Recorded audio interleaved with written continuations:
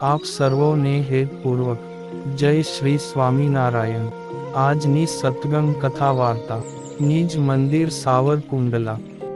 આજની સત્સંગ કથા વાર્તામાં આપણે શ્રીમદ સત્સંગી જીવનની કથા સાંભળશું। અધ્યાય 41। સુવ્રત મુનિ કહે છે કે, હે રાજન, સંવત 1848ના જેઠ વદ ચોથને શુક્રવારે ધર્મદેવે દેહ ત્યાગ કર્યો। તેનો અગ્નિ સંસ્કાર કર્યા પછી બીજે દિવસે શનિવારે મોટા પુત્ર શ્રી રામ પ્રતાપજીએ ચિતા ભસ્મ સરયુ ગંગમાં પધરાવી।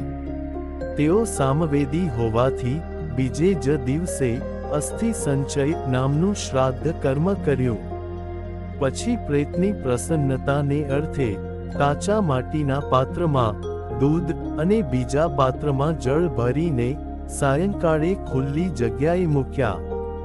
રામ પ્રતાપજીએ નવશ્રાદ્ધ વિષમ શ્રાદ્ધ કરીને પ્રેતને 10 પિંડોના દાન કર્યા। આ શ્રાદ્ધમાં રત્નાવલ્લીમાં બતાવેલા આશીષાદિક 18 પદોનો નિષેધ હોવાથી તેનું આચરણ કર્યું નહીં। દશમે દિવસે પિંડદાન કર્યા પછી સપિંડ 7 પેઢીના સંબંધી જનોએ અયોધ્યા નગરીથી બહારના પ્રદેશમાં દાઢી, મૂછ, કેશ અને કાખના વાળનું મુંડન કર્યું। ત્યારે પિંડનું દાન કરનારા રામ પ્રતાપજીએ સર્વે સંબંધી જનોને ભોજન કરાવ્યું। આ રીતે 10 દિવસનો વિધિ સમાપ્ત કરીને દેહ શુદ્ધિ કરી 11મે દિવસે કરવા યોગ્ય કર્મનું આચરણ કર્યું।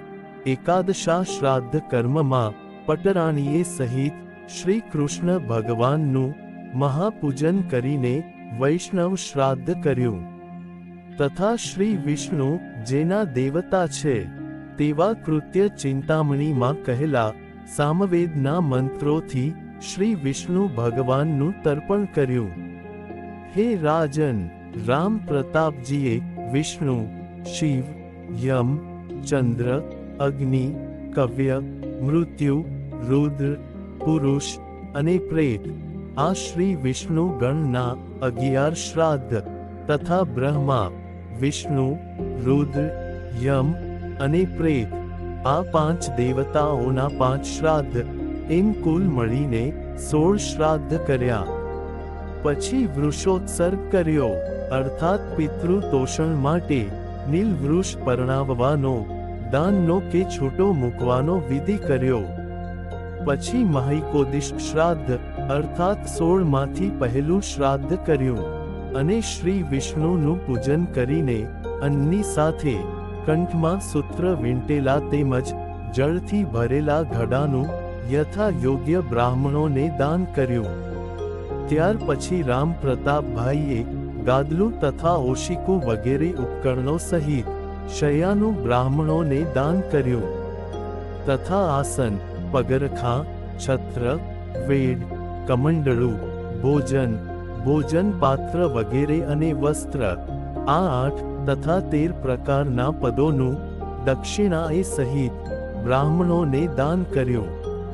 તેમજ ગાય, રથ, અશ્વ અને મહિષી આદિકના દાન કર્યા।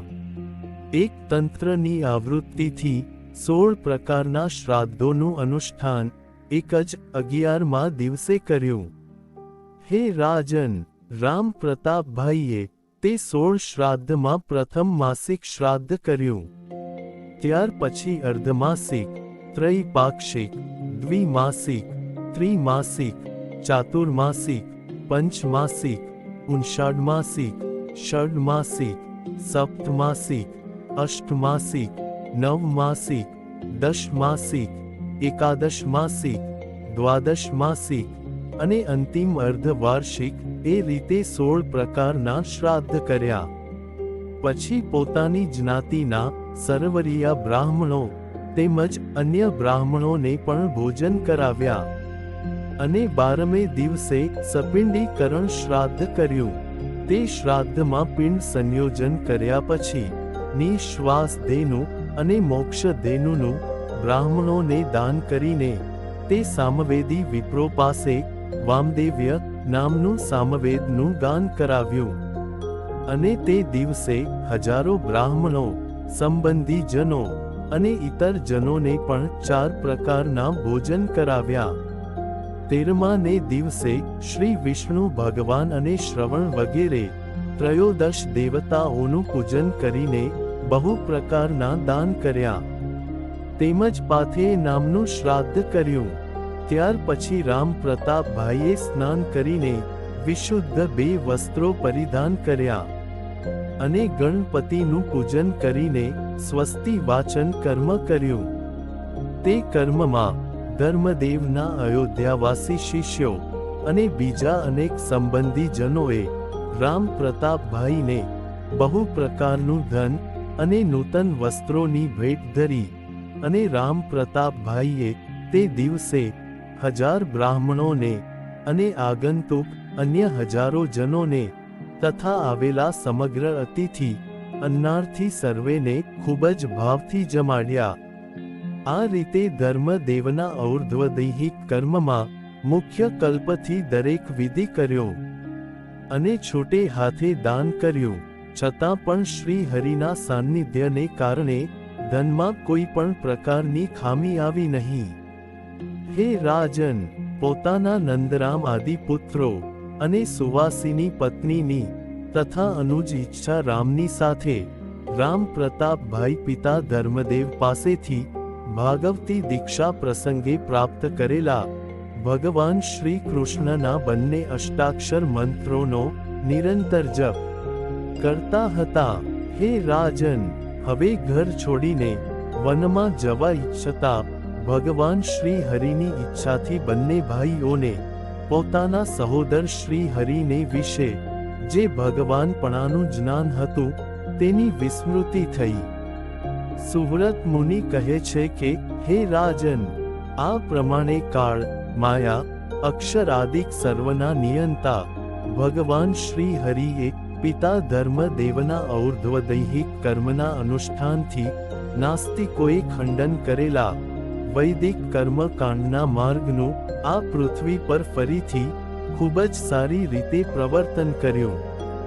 ઇતિ શ્રીમદ સત્સંગી જીવને નારાયણ ચરિત્રે ધર્મશાસ્ત્રે પ્રથમ પ્રકરણે ધર્મદેવના ઔર્ધ્વદૈહિક ક્રિયા વિધિના નિરૂપણ નામે 41મો અધ્યાય સંપૂર્ણમ. અને હવે પછીની કથા વાર્તા આપણે આગળના ભાગમાં સાંભળશું. અત્યારે આપ સર્વોને ભાવથી જય શ્રી સ્વામિનારાયણ.